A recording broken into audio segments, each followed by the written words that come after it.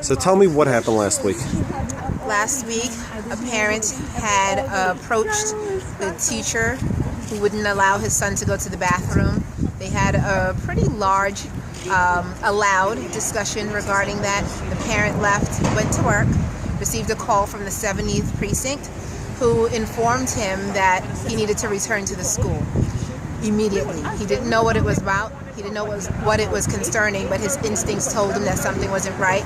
He showed up to the school with his wife, and when he did so, the police precinct was waiting for him in the vestibule. They went upstairs, consulted the principal, came back. Upon their return, they put Mr. Nemorin in cuffs, put him in handcuffs. Prior to doing that, they did tell him to take his hands out of his pocket. If he had any weapons, he said no, and then they told him to put his hands behind his back. They brought him outside, tried to put him into a paddy wagon, although there was an available squad car. Put him in the paddy wagon. Upon putting him in the paddy wagon, he fell out. When he fell out, we were all upset and screaming that, this was not right. A parent should not be arrested for inquiring or advocating for their child.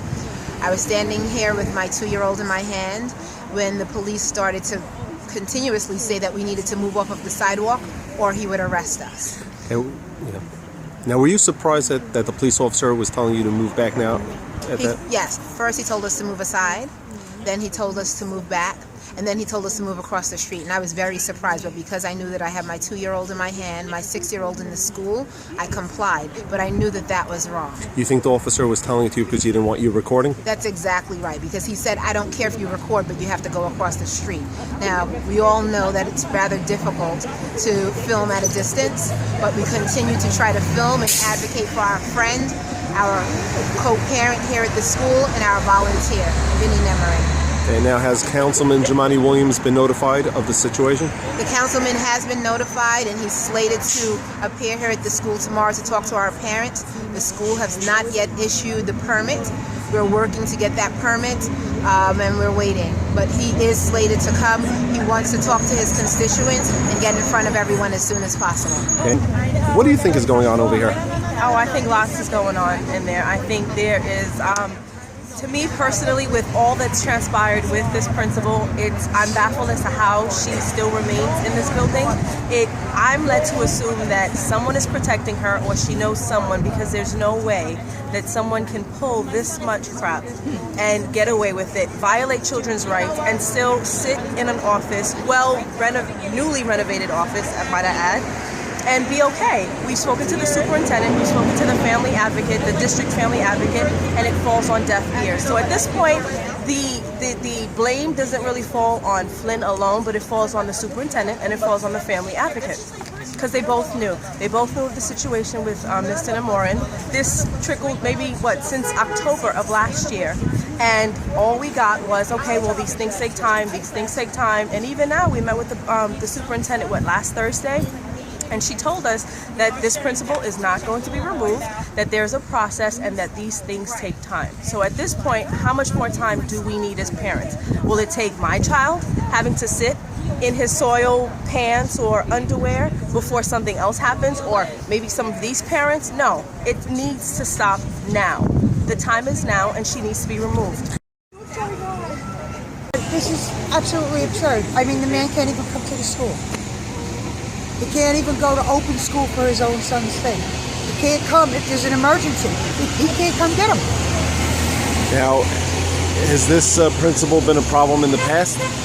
For the last 2 years. This isn't the first person she's had arrested. Any examples of other people? There's an example of a mother on a trip when she came back here. She was in a bit of an argument with the teacher over a bathroom situation again. And she proceeded to take the child to the bathroom. And then when she came back here, police were waiting for her and arrested her. The other day, there was a closed PTA board meeting, but we were told we could attend. We went to go there. We had 15 police officers escorting us out of the building. So they didn't let you attend the meeting? No. Did anyone complain to the mayor's office about this? I have. We've made numerous parents have made calls to 311, to the Board of Ed. And everything seemed to go on deaf ears. So that was the mayor's response? No response? No response. So tell me the frustration that you have as a parent of PS.193. Similar to the incident that occurred with Vinny and Vinny's son, my son has come home also expressing that he can't go to the bathroom.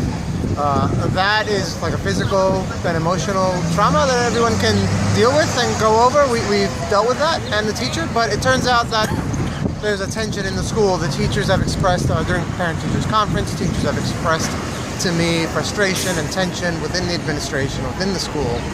Their hands are tied and they feel under intense scrutiny, and that tension is transferred to the children. And I have reached out to Jamani Williams, to Rodney Spichet, to BPA, Borough President Adams. And what were their responses? And no response to me personally. Is this the first time that a teacher had a parent arrested?